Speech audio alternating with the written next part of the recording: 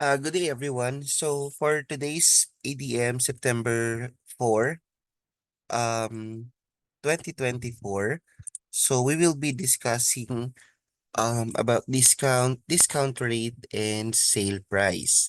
So bago tayo mag-proceed, recall muna tayo ng some definition of terms.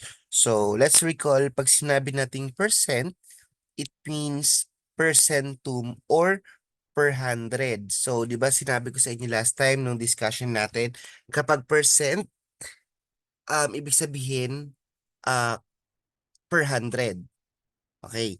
Next is yung rate. Ano yung tinatawag natin na rate? So, kapag sinabi nating rate, it is the percent value or the number expressed in percent.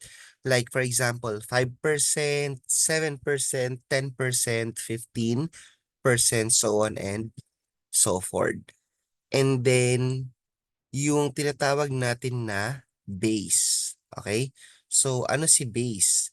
So, kapag sinabi nating base, um, it is the whole or the total value of something that represents 100%. So, for example, yung presyo ng sapatos is 2,500. So, that's the base. Ibig sabihin, yung total value ng isang bagay. So, kapag ang kabuuan, halimbawa, yung sapatos is 2,500, wala nang bawas, walang dagdag, then that represents the 100% price or value of the shoes. Okay? Then, percentage. Okay? So, we have percentage. Kapag sinabi nating percentage, it is the number that represents a part of the base. So, halimbawa, pag sinabi nating 50% nung 2,500 sa example ng sapatos kanina, so ilan yung percentage nun? So that's 50%, which is equal to 1,250. So 50% is kalahati. 2,500 yung sapatos, so yung 50% nun is equal to 1,250. So, yun yung percentage na tinatawag natin. It is the number that represents a part of the base. Okay? So, today, pag-uusapan natin si discount rate, sale price. Okay? So, ano ibig sabihin na to? So, before I continue with this lesson, so let's have first our objectives for today. So at the end of the lesson, you will be able to define percentage, discount rate, and sale price. Okay? And of course, you will be able to solve money problems involving percentages, specifically on discounts, discount rate, and sale price. So, ito yung objectives natin. So, mag, matututo tayo for today kung paano mag-compute ng discount rate, at saka paano makuha yung sale price. Okay. Now, saan ba natin naririnig madalas yung salitang sale or discount? Usually kapag nasa mall tayo, di ba? Or kapag may pinuntahan tayo, magsha-shopping tayo sa Shopee, ayan, may mga sale din doon, may mga discount. And ang madalas nakikita natin doon is, um, sabi, up to 50% discount, up to 75% discount or 10% discount. So yun yung mga nakikita natin. So ano ba si discount? Define muna natin ano ba si discount. Okay. So pag sinabi natin discount, ito, discount is a decrease in the price of an item. So pag sinabi nating decrease, ayan, pag sinabi nating decrease in the price of an item, it is the amount na idine-deduct from the original price. Okay? Again, it is the amount deducted from the original price. Halimbawa, yung bibilihin mo is 100 pesos. Okay? So, 100 pesos yung bibilihin mo. So, and yung discount niya is 30 pesos. So, si 30 pesos, i-deduct daw natin yan from the original price, which is 100. So, ngayon, ang babayaran mo na lang ay 70 pesos. Okay. So, yan yung tinatawag nating discount. Next. Okay. So, sunod, ano naman si discount rate? Okay? So, pag sinabi nating discount rate, siya naman yung um, percent of discount. Okay? Pag sinabi natin discount rate, siya yung tinatawag nating percent of discount. So, halimbawa, um, yung kanina na example natin, si 100, so yan, si 100 minus 30. So, si 30, di ba, ito yung ating tinatawag na discount. Okay? Siya yung discount. So, equals 70. So, 100 minus 30 is equal to 70. So, si 100, ito yung ating tinatawag na base. Okay? Siya yung ating base. Now, ano naman si 30? So, sabi natin kanina or sabi ko kanina, si 30 naman yung ating discount. Okay? So, ayan. Si 30 si discount. And of course, sino si 70, sir? So, pag si 70 na pinag-uusapan natin, yung base minus the discount, ito yung tinatawag nating sale price. Okay? Yan na yung nabawasan ng discount. So, siya na si sale price. Ayan. So, si discount rate, sir, saan po makikita dyan? So, si discount rate, so, i-compute natin itong 30%. Okay? Sorry, 30%. I-compute natin itong 30 na discount natin into percent. So, mamaya pag-aaralan natin, may formula tayo na gagamitin for us to be able to compute for the discount rate. Okay? So, next, na-define na natin si discount and si discount rate. Let's define naman si sale. So, based dito sa binigay ko kanina, so, base minus the discount is equal the sale price. Okay, so ano ngayon si sale? Ano yung tinatawag nating sale? So, kapag sinabi nating sale, ito yung presyo. Okay? Presyo ng produkto or presyo ng isang bagay available for purchase at a reduced price. Ibig sabihin, nabawasan na siya ng discount. Ito na yung panibagong presyo niya after siyang mabawasan ng discount. Nakuha? Okay. So, let's apply. So, let's have our first example. So, paano ba natin kinocompute yung mga yan? Okay, so paano natin siya kinocompute? So, baba tayo konti. Yan. So, let's have our first example. So, here. So, Clyde wants to buy a birthday gift for his friend, Sophia. So, he found a dress that cost 900 pesos and marked at a 20% discount. So, how much was the discount on the sale price? So, first thing that we have to do is to identify. Okay, so ano bang gustong gawin ni Clyde? So, gusto niyang bumili ng birthday gift para sa friend niya na si Sophia.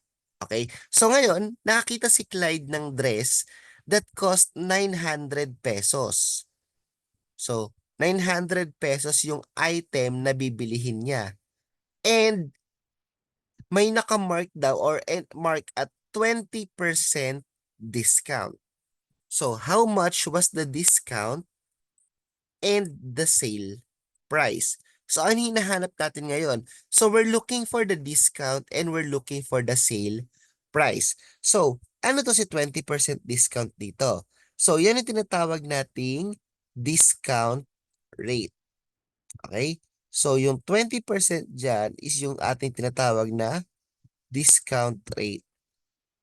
'Di ba? Based on the definition ng discount rate, Kung naalala, sabi sa discount rate kanina, so it is the percent of the discount.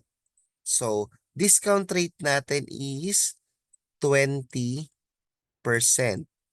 Okay? So, 20% or this is equal to 0.2. Lahat tayo marunong na mag-convert ng um, percent to decimal na ituro ko na sa inyo yan. So, now, ano naman yung tinatawag nating base or yung original price? So, the original price or yung cost ng dress natin is 900 pesos. So, yan yung tinatawag nating base. Okay? So, yung base natin is equal to 900 pesos. Ayan.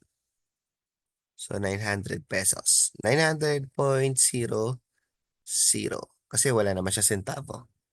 Okay? So, now, ang hinahanap natin, how much was the discount and the sale price. So, how do we compute for the discount?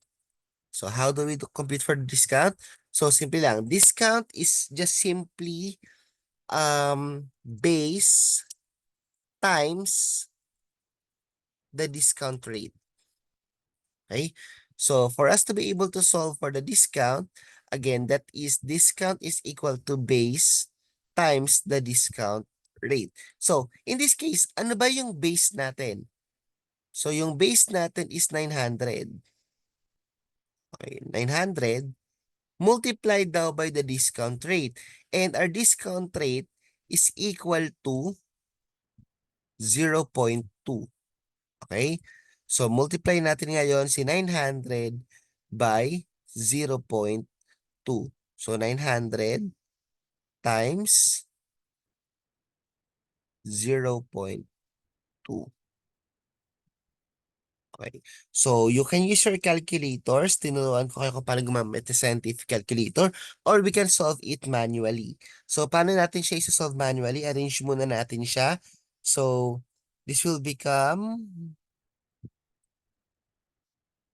900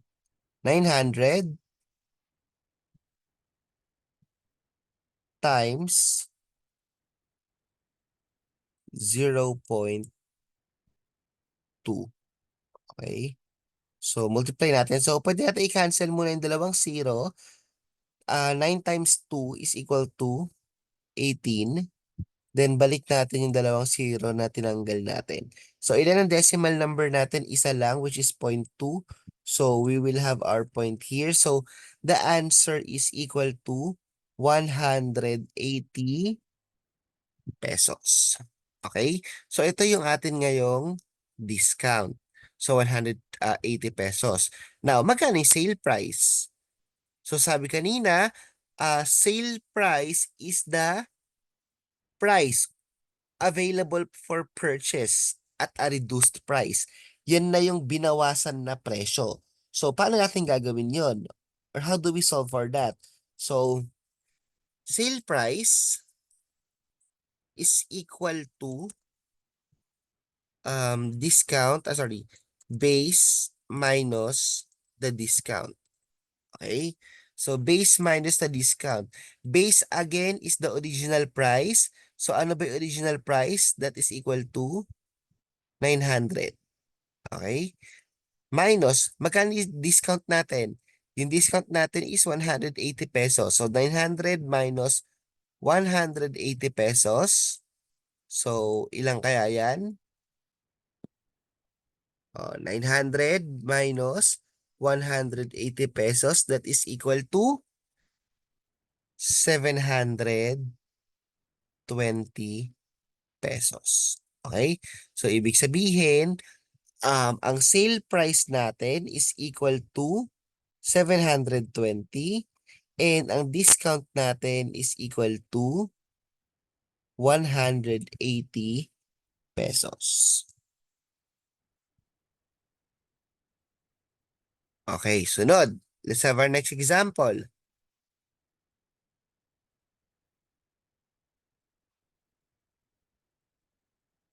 Okay, next example.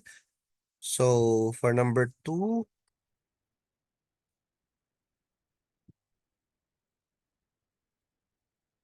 okay, for number 2, find the sale price of a shirt whose mark price is 750 after deducting a discount of 15% on its mark price. How much is the discount? So, ulitin natin. Find the sale price of a shirt whose mark price is 750 after deducting a discount of 15% on its mark price. How much is the discount? Oh. So, ang tanong dyan, find the sale price muna. Magkano yung t-shirt? So, identify muna natin ulit si base. Okay? So, identify natin si base. How much yung base natin? Base is equal to, okay, very good, 750 pesos. Okay? Next, after that ma-identify si base, identify natin yung rate of discount or yung discount rate. So, ilan si discount rate? So, discount of 15% or that is equal to 0.15 or 0.15. So, yan. Meron na tayo. So, ano hinahanap natin? Sale price and yung ating, ano sabi doon? How much is the discount? Ayan, si discount.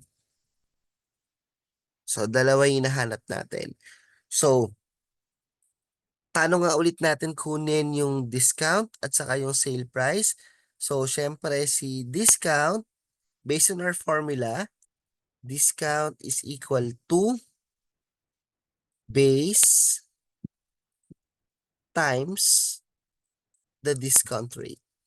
So, if that's the case, then ang base natin is 750. So, 750 times the discount rate or, yeah, sorry, kulang to. Discount rate.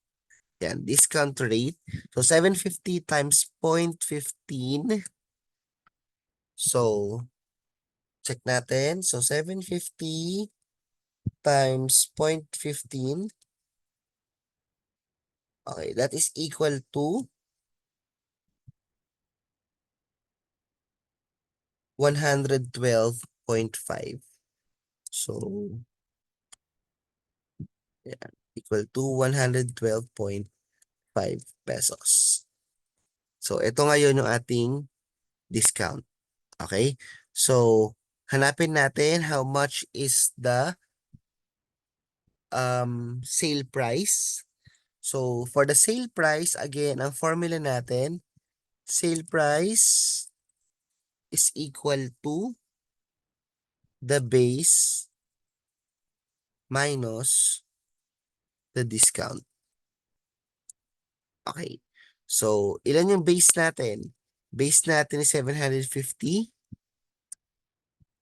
So, minus the discount, which is 112.5. So, the answer is 750 minus 112.5.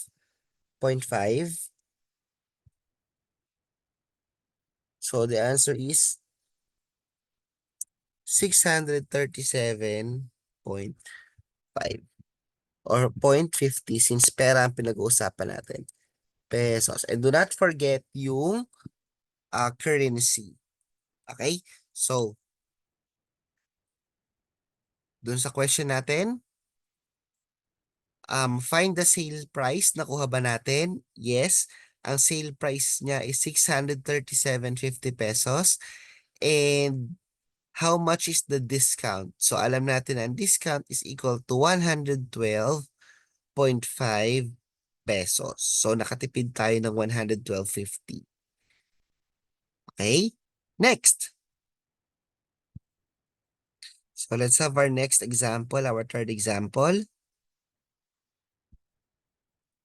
So, for our third example, lang. Copy-paste lang natin. Ayan. Okay. So, a bag costs 1,500 pesos. If a discount of 15% was given on its original price, find the sale price of the cell phone. Or sorry, of the bag.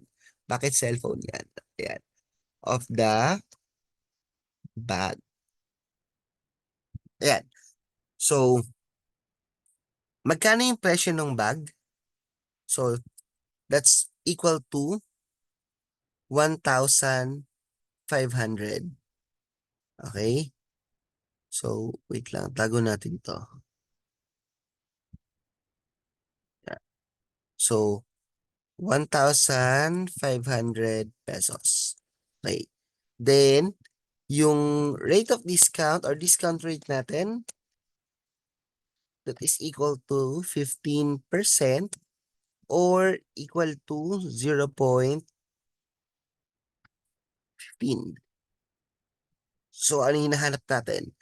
Sale price and sinabi bang discount? Oh, wala naman hinahanap na discount. So, kung ano lang hinahanap, yun yung susolve natin ha. Kaso syempre, di ba, pag kumukuha tayo ng sale price, kailangan alam natin magkano ba yung discount. Oh, so, ganun din. Susolve natin yung discount. So, again, using the formula of the discount, discount is equal to the base times the discount rate. So, in this case, so ano yung base natin? 1,500 times 1,500 times 0.15. Okay? So, solve for that. 1,500 times 0.15, that is equal to 225. You can use your calculator to solve this easily. So now, alam na natin yung discount, then we will be able to solve now for the sale price. So sale price is equal to, okay, so sale price is equal to, ayan, base minus the discount. Okay, as tinawag na sale price. So, base, ano yung base natin? 1,500 minus the discount, which is 225. Okay. So, 1,500 minus 225, ilan? That is equal to 1,275.00 pesos. Okay? So, ito ngayon yung ating sale price. So, sino hinahanap natin? Si sale price. Next. So, let's have our fourth example.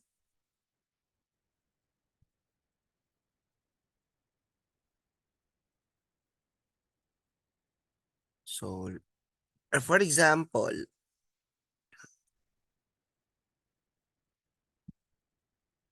ayan. So, Duncan or bought a shoes worth 4,500 pesos. If if he got a discount of 900 pesos, what is the discount rate? So, in here naman, we're actually looking for the discount rate. Okay? So, we're looking for the discount rate. And how do we solve, or what is the formula in finding the discount rate? Okay. So, for looking for the discount rate is equal to, okay? So, discount rate is equal to the discount divided by or over the original price. Okay? So in this case, so since discount rate is equal to discount over the original price, so first thing pwede natin siyang isulat into fraction. Okay? So fraction muna siya. So that's discount. Ilan yung discount natin dito? That's 900 pesos. Okay? So 900 pesos divided by 4,500 pesos. Okay. So that's 4,500 pesos. Ayan, so sige, try to divide.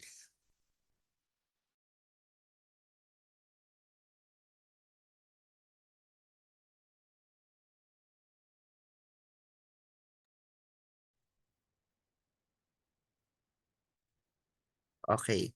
So 900 over 4,500. So what's the answer using your calculator? Divided by 4,500. So that is equal to 0.2.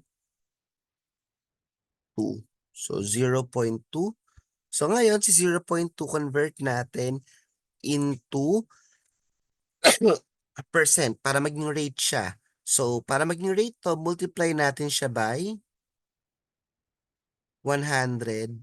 Okay, so pag multiply natin siya by 100%, then this is equal to, or this is equal to 20%.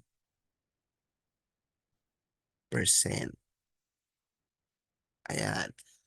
So, discount rate is equal to discount over the original price. Then, pag na-solve natin yon, we need to multiply by 100% para makuha natin yung rate. So, I hope it's clear. Now, let's go to our example number 5. Okay. So, for example number 5, saan yung cursor natin? Scroll down.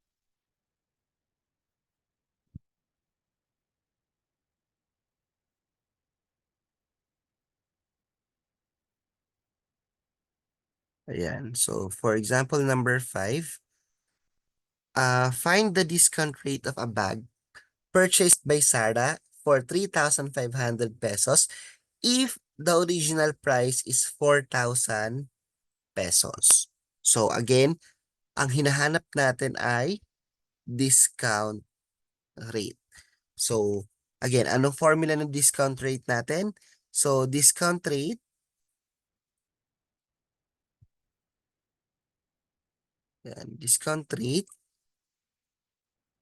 is equal to discount divided by the original price or original value. Okay? Then multiply by 100%. So, yeah. So, check natin. Anong discount natin? So, anong discount natin? So, in this example, hindi kasi given si discount. So, we have to solve first for the discount. Okay? So, ang given lang dito, kung mapapansin mo, is the sale price and the original price. So, if that's the case, solve muna natin si discount. So, para ma-solve yun, yung original price, okay, original price minus the sale price. Okay, so ilan yung original price natin? That's 4,500. Sorry, 4,000. Ayan, 4,000. Minus 3,500. So, this is equal to 500 pesos. Ayan. So, ito ngayon yung ating discount. So, basta solve na natin tong kailangan natin, which is the discount rate. So, discount rate is 500 divided by the original price, which is 4,000. So, check natin. So, 500 divided by 4,000. So, that is equal to 12 point, sorry, 0.125. Okay? Or 0.125 multiplied by 100%, then yung discount rate natin is equal to 12.5%.